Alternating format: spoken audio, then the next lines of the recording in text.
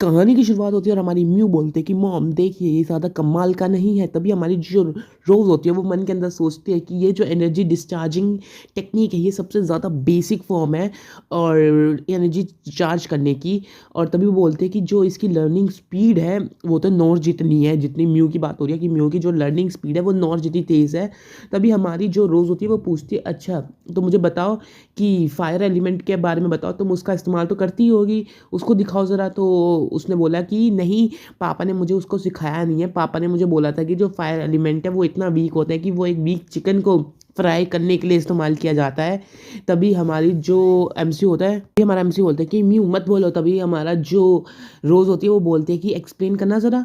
तभी हमारा जो एमसी होता है वो कहता है कि मैंने उसको ट्राई किया था, म्यू को दो चीज़ें एक साथ या करवाना काफ़ी ज़्यादा सेम टाइम पर काफ़ी ज़्यादा टाइम कंज्यूमिंग होता है, इसलिए मैंने पहले एक चीज़ सिखाने की कोशिश करी फिर दूसरी सिखाता, ऐसा चलता, ऐसा हमारा एमसी बोल रहा है। तो वो बोलता है कि जो लाइटनिंग और फायर है बोथ स्पेल्स इक्वली पावरफुल होते हैं और दोनों को सिखाना ही भी इक्वल ही मुश्किल होता है। तो मैं पहले वाले पे ज़्यादा मेहनत कर रहा था, उसके बाद दूसरा स्टार्ट करता। तभी हमारी म्यू कहती है कि नहीं डैड, आपने कल तो ये चीज़ नहीं बोली थी। तभी हमारा एमसी होता है क्या, डैड ने जो बोला था वही बोला था।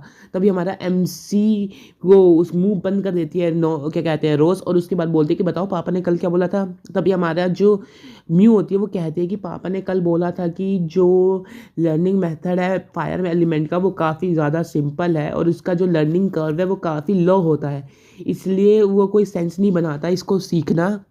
लर्निंग कर्व का मतलब कि कितना तेज़ी से आप लर्न करते हो। तभी हमारी जो नो रोज़ होती है वो गुस्सा हो जाती है और कहती है कि अच्छा ऐसी बात है क्या, तुम ये सोचते हो कि। तभी हमारी जो म्यू होती है वो आगे बताती है कि देखो जो इलेक्ट्रिक मैजिक है वो बहुत प्रैक्टिकल होता है और जो फूल ड्रैगन होता है वही फायर मैजिक सीखते हैं। तभी हमारी जो रोज़ होती है वो कहती है अच्छा तो तुम सोचते हो फूल ड्रैगन जो होते हैं वही फायर एलिमेंट सीखते हैं। तभी हमारी जो म्यू होती है वो कहती है कि मॉम आप ऐसा क्यों कर रहे हो, जैसे आप पापा को खा जाओगे। तभी हमें दिखाया जाता है जो हमारी रोज़ होती है उसने हमारे एमसी को मुंह में ले लिया होता है पूरा का पूरा, और तभी वो उसे ले जाती है और कहती है कि म्यू तुम्हारा जितना तुमने पढ़ना था वो पढ़ाई हो चुकी है, जाओ आराम करो, और क्लासेस आज के लिए डिसमिस हो जाती हैं। और म्यू वहाँ चली जाती है। तभी कुछ टाइम के बाद का सीन दिखाया जाता है, उसको खाना दिखाया जाता है जो सब कुछ हमारे एमसी को पसंद नहीं है बाय द वे। वैसे ही हमारा एमसी इसको देखता है और कहता है कि लास्ट मील कुछ ज़्यादा ही खतरनाक नहीं है ये। तभी हमारे जो रोज़ होती है वो खा रही होती है और कहती है कि हरी अब जल्दी खाओ इसे। तभी हमारा एमसी मन में बोलता है कि मैंने अपनी डॉटर को फायर मैजिक नहीं सिखाया, इसलिए यही मतलब यही इसी कारण से मुझे इतना ज़्यादा बुरा ट्रीटमेंट मिल रहा है। तभी हमारा एमसी बोलता है नहीं नहीं, मेरा पेट एकदम से भर चुका है तो मैं आज खाना नहीं ही खाऊंगा क्योंकि मेरा मन नहीं है। तभी हमारी जो रोज़ होती है वो कहती है कि तुम्हारे शरीर ने बहुत पूरा दिन बहुत मेहनत करी है, अगर तुम खाना ढंग से नहीं खाओगे तो तुम्हारा शरीर हैंडल नहीं कर पाएगा, इसलिए जल्दी खा लो। तभी हमारी जो रोज़ होती है वो पूछती है कि बताओ म्यू तुम भी सेम ही खाओगे ना। तभी म्यू बोलती है कि डैड आपने मुझे काफ़ी कुछ सिखाया है और आपको 3 डेज़ इन अ मील तो खानी चाहिए एक हेल्दी बॉडी और हेल्दी माइंड के लिए। तभी हमारी जो रोज़ होती है वो कहती है कि तभी हमारी रोज़ उसे मॉक करते हुए बोलती है कि डैडी आपने कहा है ना कि 3 टाइम्स मील खानी चाहिए और इसी से अच्छे टाइम पे खाना चाहिए जिससे क्या कहते हैं हेल्दी माइंड हो, तो आपको भी तो ये खाना ही चाहिए। तभी हमारा जो एमसी होता है वो कहता है कि नहीं मुझे ज़रूरत नहीं है, मैं मेरा पेट भरा हुआ है। तभी हमारी जो रोज़ होती है उसके मुंह में खाना डाल देती है और हमारा एमसी वहीं पे गिर जाता है। तभी हमारी जो म्यू होती है वो पूछते हैं क्या डैडी ठीक है। तभी हमारे जो रोज़ होती है वो कहते हैं कि हाँ डैडी ठीक है, बस वो थोड़े से बीमार है तो रेस्ट लेके ठीक हो जाएंगे।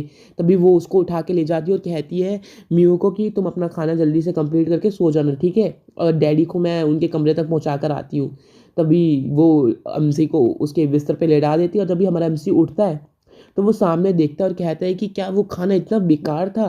तभी हमारा जो रोज़ होती है वो कहती है कि स्ट्रेंजली ड्रैगन और ड्रैगन स्लेयर इज़ सफ़र कर रहे हैं, इसलिए इसको ट्रीटमेंट देनी होगी, क्या आपको ट्रीटमेंट चाहिए।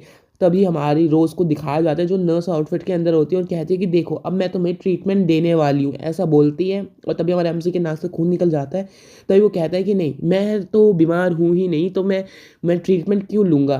तभी हमारी जो रोज़ होती है वो कहती है कि देखो तुम्हारे नाक से खून निकल रहा है तो मतलब तुम बीमार हो, तो इसका मतलब तुम मुझे ट्रीटमेंट देनी होगी तुमको।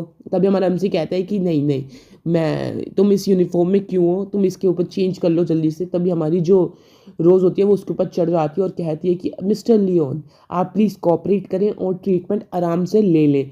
तभी हमारी जो रोज़ होती है वो कहती है, मिस्टर लियोन, हमारे मेडिकल रिकॉर्ड से ये पता चला है कि आपने एक्सपीरियंस कर रहे हो चेस्ट टाइटनिंग को, क्या ये सही है? तभी हमारा एमसी बोलता है कि तुम मेरे ऊपर बैठी हो रोज़, इसके कारण चेस्ट टाइटनिंग तो होगी ही ना मेरे को। तभी हमारी जो रोज़ होती है वो कहती है कि प्लीज़ आप कोऑपरेट करें ट्रीटमेंट के साथ, उस पे सर पे मार कर। और तभी हमारा एमसी कहता है कि हाँ हाँ हाँ, मुझे चेस्ट टाइटनिंग हो रही है, मुझे कोऑपरेट करना ही पड़ेगा इसके साथ, वरना पता नहीं ये क्या कर देगी। तो अगले चैप्टर की शुरुआत वहीं से होती है जहाँ पर हमें दिखाया जाता है, हमारे रोज़ बोलते हैं कि चलिए आपके ट्रीटमेंट को शुरू करते हैं। तभी आपके कपड़े हमें हटाने होंगे, तभी हम आपका ट्रीटमेंट अच्छे से कर पाएंगे। तभी हमारा एमसी बोलता है कि क्या आप एक नर्स ही हो ना, तो आप ये वर्ड टीयर का इस्तेमाल कैसे कर सकते हो? टीयर मतलब फाड़ना। तभी हमारा जो रोज़ होती है वो कहती है कि ऐसी नॉनसेंस बातें मत कीजिए, मुझे आपके कपड़े खोलने दीजिए। तभी हमारा एमसी कहता है कि तुम कितनी ज़्यादा ताकतवर हो यार, तुमने वो फाड़ दी थी कपड़ों को। तभी दिखाया जाता है कि ड्रैगन मार्क जो होता है वो लाइट अप हो चुका है। तभी हमारी नर्स पूछती है कि मिस्टर लियोन, ये टैटू क्या है?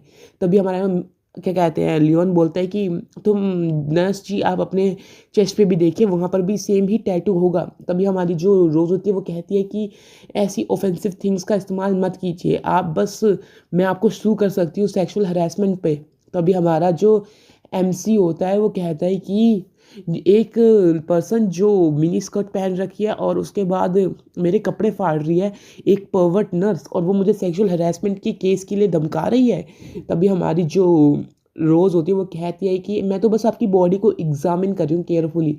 तभी हमारी जो रोज़ होती है वो भागती है और उसे उल्टी आ जाती है, और तभी वो बोलते हैं कि मुझे नॉर्शिया क्यों फील हो रहा है। तभी हमारा जो एमसी होता है वो कहता है कि क्या हुआ नर्स जी, क्या आप खुद हेल्दी नहीं हो? तभी हमारी जो रोज़ होती है वो घूर के हमारे एमसी की तरफ देखती है। तभी हमारा एमसी बोलता है क्या तुम प्रेग्नेंट तो नहीं हो गई? तभी हमारा जो रोज़ होती है वो कहती है कि नहीं, ये हो ही नहीं सकता, मैं हमेशा प्रोटेक्शन का इस्तेमाल करती हूँ और प्रेग्नेंट होना इम्पॉसिबल है, ठीक है। तभी हमारा एमसी कहते हैं क्या ये 100% है? तभी हमारी जो रोज़ होती है कि हाँ 100% ही होता है कि अगर तुम प्योरीफिकेशन स्पेल को 24 घंटे के अंदर इस्तेमाल कर दो, ड्रैगन का होना नामुमकिन हो जाता है। 99.9% सक्सेस रेट है इसका। तभी हमारा एमसी होता है और 0.1, तभी हमारी जो रोज़ होती है वो 99.9% ही सक्सेस रेट है इसका। बट कभी कभी 0.1 के लिए इसको रख दिया जाता है अनचेंजेबल इवेंट्स के कारण। तभी हमारी जो रोज़ होती है वो कहती है कि प्योरीफिकेशन मैजिक कभी बेकार नहीं गया और ये ज़रूर कुछ एक्सीडेंट के कारण भी ये ख़राब नहीं हो सकता है। तभी हमारा जो एमसी कहता है तो ये जो स्ट्रेंज फीलिंग है वो तुम्हें बार बार परेशान करती होगी, ये तो काफ़ी ज़्यादा बुरा होगा तुम्हारे लिए, है ना। तभी हमारा एमसी कहता है कि तुम एक बार चेक कर ही लो, हम दोनों साथ में ही फेस कर लेंगे इसका। तो हमारी जो रोज़ कहती है ठीक है मुझे कुछ मिनट दो। 10 मिनट बाद हमें दिखाया जाता है रोज़ प्रेग्नेंट होती है हमारे, हाँ होती है। तभी हमारा जो एमसी होता है वो कहता है कि मैं ज़रूर जीत गया। रोज़ कहती है हाँ तुम जीत गए। तभी वो बोलते हैं कि क्या ये क्या हो गया? तभी हमारा एमसी कहता है कि प्योरीफिकेशन स्पेल, किसी टाइम पे तुम प्योरीफिकेशन स्पेल को करना भूल तो नहीं गई थी? वो बोलता है हॉट स्प्रिंग पे? वो कहती है हाँ। वो बोलता है जब हम ग्रेट ड्रैगन फोर्स का इस्तेमाल कर रहे थे? वो बोलती है हाँ मैंने किया था। वो बोलते पहाड़ के पीछे? हमारी रोज़ बोलते कि नेक्स्ट डे मैंने किया था। तो हमारा एमसी कहता है कि ज़रूर ये जो ब्लड क्रस्ट वाला टाइम होगा, अनफॉर्चुनेटली तुम 3 दिन के लिए सो गई थी उस टाइम पर। तभी हमारी जो रोज़ होती है वो कहते हैं कि हाँ मैंने उस टाइम पे नहीं किया था, सारी प्रॉब्लम तुम्हारी है, अगर तुम नहीं करते तो हम ठीक रहते। तो हमारा जो एमसी होता है वो कहता है कि अगर मैं डंजन में रहता तो मैं मर जाता ना, तब सही रहता सब कुछ। तभी हमारा रोज़ बोलते हैं कि मैंने ये चीज़ डंजन में इस्तेमाल नहीं की थी, ये मुझे तुम पे ही इस्तेमाल कर देनी चाहिए थी। तभी हमारा रोज़ होती है वो रोना स्टार्ट हो जाती है और हमारा एमसी कहता है कि कोई बात नहीं, अब तो काफ़ी लेट हो चुका है रिग्रेट करने का, तुम प्रेग्नेंट हो ही चुकी हो अब।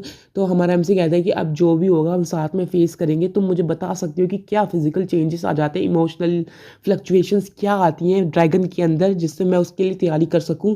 तभी हमारा एमसी कहता है कि अब जो भी हुआ है, मैं उस टाइम पे तुम्हारे साथ नहीं था जब तुम्हारा पहला हुआ था, लेकिन अब मैं तुम्हारे साथ हूँ और हम दोनों मिलकर तुम्हारी केयर करेंगे, क्योंकि मुझे ज़्यादा पता नहीं है कि ड्रैगन्स को क्या होता है, बट मैं जल्दी सीख लूँगा क्योंकि मैं तेज़ सीखता हूँ। तभी हमारी रोज़ बताती है कि ठीक है जो हमारा दिमाग होता है ड्यूरिंग प्रेगनेंसी उसमें काफ़ी सारी चेंजेस आते हैं, जैसे कि हमारे भूख लगना में कम हो जाती है, हमें बहुत ज़्यादा नींद आती है, हम इरिटेट रहते हैं, काफ़ी ज़्यादा टेम्पर्ड मेरा कम रहता है और मैं काफ़ी गुस्से में रह सकती हूँ।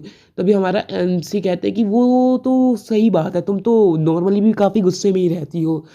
तभी हमारी रोज़ बोलते हैं क्या तुम्हें पता नहीं है क्या, जो एक प्रेग्नेंट वूमेन होती है वो सबसे इंपॉर्टेंट पर्सन होती है, ठीक है। तभी हमारा एमसी कहता है कि हाँ मैजेस्टी, आपने एकदम सही कहा। तो हमारी रोज़ कहती है तो ठीक है, तो इन सिचुएशन के बारे में सोच कर रखना। तो हमारा क्या एमसी कहता है ठीक है। चैप्टर की शुरुआत में हमें दिखाया जाता है कि हमारा जो एमसी होता है हमारी रोज़ की सेवा कर रहा होता है, और तब भी हमारी रोज़ मन में बोलती है कि थैंक टू इस बच्चे का जो मेरे पेट के अंदर है, जिसकी वजह से ये जो बास्टर्ड है ये मेरी इतनी सेवा कर रहा है। तभी हमारा एमसी, हमारी रोज़ होती है वो बोलती है कि पता नहीं क्यों मेरे को लग रहा है कि हमारा बच्चा किसकी तरह लिखेगा यार, मुझे नहीं समझ आ रहा। तभी हमारा जो एमसी होता है वो कहते हैं ऑफ कोर्स मेरी तरह, और किसकी तरह दिखेगा। तभी हमारी रोज़ बोलती है कि तुम्हारे पास इतना कॉन्फिडेंस आता कहाँ से है। तभी हमारा एमसी बोलता है कि देखो नौर और म्यू भी तो मेरी कॉन्फिडेंस ही है, क्योंकि वो मेरी तरह ही दिखती है। तभी हमारा एमसी कहते हैं देखो उनके बाल जो हैं वो मेरी तरह है, तो मतलब ब्लैक। और तभी हमारी रोज़ बोलती है कि नहीं उनके पास टेल है, तो ऑफ कोर्स वो एक क्या कहते हैं ड्रैगन है, तो वो मेरी तरह ज़्यादा है। तभी हमारी एमसी बोलता है कि नहीं देखो जो नॉर है उसके पास मेरी तरह सेम इलेक्ट्रिक एटीट्यूड है। तभी हमारी रोज़ बोलती है कि हाँ तो उसके पास टेल भी तो है, तो मतलब वो ड्रैगन है। तभी हमारा एमसी मन में बोलता है कि जो टेल होती है मोस्ट ऑब्वियस डिफ्रेंशिएट करती है ह्यूमन और ड्रैगन के बीच में, और नो मैटर क्या कितना भी मैं एविडेंस लिया हूँ उसके पास ये बहुत बड़ा माउंटेन है पेड़ क्या टेल का। तभी हमारी रोज़ है वो बोलती है कि तभी हमारी रोज़ पूछती है तुम्हें और कुछ बोलना है। तभी हमारा एमसी उसके पेट के पास जाता है और कहता है कि बेबी तुम्हारे पास कोई राइट नहीं है कि तुम्हें टेल के साथ पैदा हो, तुम्हें बिना टेल के पैदा होना है, ठीक है। तो अभी हमारी जो रोज़ होती है वो उसे मारने लगती है और बोलती है कि यार तुम नॉनसेंस चीज़ें एक अनबोर्न चाइल्ड को बोल रहे हो। तभी हमारा एमसी बोलते हैं देखो बेबी तुम्हारी जो मदर है वो मुझे मार रही है, देखो कितना मारती है मेरे को। तभी हमें दिखाया जाता है हमारा एमसी पढ़ रहा होता है कि बच्चों की किताब पढ़ रहा होता है, और बोलता है कि मुझे भी देखना होगा कि ये जो प्रेग्नेंट बच्चे होते हैं ये ज़रूर इसलिए ड्रैगन मेथड के कारण पैदा होते हैं, इस वजह से इनके पास टेल होती है, वरना ये नॉर्मल बच्चे इंसानों की तरह ही पैदा हो। तभी हमारा एमसी बोलता है कि मैं अपना सेकंड चाइल्ड जो रोज़वेला के पेट के अंदर है वो ह्यूमन की तरह करना चाहता हूँ। अब कौन बताए हमारे एमसी को जो ये बच्चे पैदा होते हैं ये जीन्स की वजह से पैदा होते हैं। तो हमारा एमसी बुक को अपने मुंह पे मारता है और बोलता है कि यार ये बच्चे के बारे में कितना सारा पढ़ना पड़ता है यार, और इनके कल्चर में कल्चर जो है बहुत लाइकली सेम ही है ह्यूमन बर्थ की तरह। और तभी हमारा एमसी बोलता है कि ये ऐसा लग रहा है जैसे फादर अपनी फैमिली से रिकॉग्नाइज लेना चाहता है, और तभी वो बोलता है कि और ग्रैंड स्केल में ये ऐसा लग रहा है कि ये मुझे प्रेशर दे रहा है कि मुझे दिखाना होगा कि ह्यूमन जीन्स होते हैं वो ज़्यादा पावरफुल होते हैं ड्रैगन जीन्स से। तभी हमारा एमसी बोलता है कि रोज़वेला अभी सिर्फ लेस देन 2 मंथ्स की है, तो मुझे कुछ तो कुछ करना ही पड़ेगा। और तभी वो बोलता है कि मुझे बेस्ट है कि मैं अभी से स्टार्ट कर दूँ अपने बच्चे को एजुकेट करना। तभी वो ढूंढने लगता है कुछ और बोलता है मैं स्काई सिटी से कुछ तो लाया था यार, यही कहीं होना चाहिए। और तभी बोलता है कि हाँ मैंने ढूंढ लिया ये, और वो एक वॉइस रिकॉर्डर डिवाइस होता है उसके कर रहा होता है। और तभी हमारा एमसी रात को चुपके चुपके कहीं जाता है और रोज़विला के बेड के पास आ जाता है, और तभी वो हंसता है थोड़ा सा, और तभी वो बोलता है कि रोज़वेला तुम जब वेकअप करोगे तुम्हें बहुत ज़्यादा अजीब लगेगा। और वो बोलता है कि रोज़वेला उठ जाओ ये काफ़ी ज़्यादा अर्जेंट है, लेकिन रोज़वेला नहीं उठती है। तभी हमारा एमसी बोलता है लगता है रोज़वेला जो है वो काफ़ी डीप स्लीप में सो रही है इसलिए उसको नहीं पता चला। तभी वो वॉइस रिकॉर्डर जो होता है रोज़वेला के बेली के पास रख देता है और कहता है कि बिल्कुल वरी मत करो तुम्हें कुछ भी नहीं होगा रोज़वेला। और तभी वो उसको डिवाइस को ऑन करके बेली के पास रख देता है, और जब वो डिवाइस ऑन होता है वो क्या कहते हैं विस्पर करने लगता है कि तुम्हें जब भी पैदा होना है तुम्हें ह्यूमन की तरह दिखना है। और वैसे ही हमारा एमसी बोलने लगता है कि हमारा एमसी बोलते हैं जो ह्यूमन है वो नंबर 1 स्पीशीज़ है अर्थ के ऊपर, और तुम्हें ह्यूमन की तरह ही बोध होना है। तभी हमें अगला सीन दिखाया जाता है सुबह का, और तभी हमें दिखाया जाता है वो अभी तक बोल रहा होता है कि ह्यूमन बीइंग जो है ग्रेटर स्पीशीज़ है तुम्हें ऐसे करना है। और वो सुबह जो हमारा एमसी होता है वो उसे ले लेता है और रिकॉर्डिंग बंद कर देता है, और बोलता है कि बेबी तुमने पूरा का पूरे बातें सुन ली ना, और तुम्हें हमेशा ये याद रखना है ठीक है, तुम्हारा जो नेक्स्ट टाइम तुम्हारे डैडी जो है वो कोई और पोएम लाएंगे और तुम्हें सुनाएंगे, ठीक है। और तभी हमें सुबह का सीन दिखाया जाता है जहाँ पे और बच्चे को कहानी सुनाना स्टार्ट कर देता है हमारा एमसी। तभी हमारी जो रोज़ होती है वो बोलती है कि लास्ट नाइट, तभी हमारा एमसी बोलते हैं लास्ट नाइट क्या हुआ था। तभी वो बोलती है एमसी मन में बोलता है कि ला जो मैं था मैंने बहुत जल्दी बालकनी को क्लाइंब करके निकल गया था। रोज़बेला को प्लीज़ भगवान रोज़बेला को शक ना हुआ हो कि मैंने उसके साथ कुछ किया है।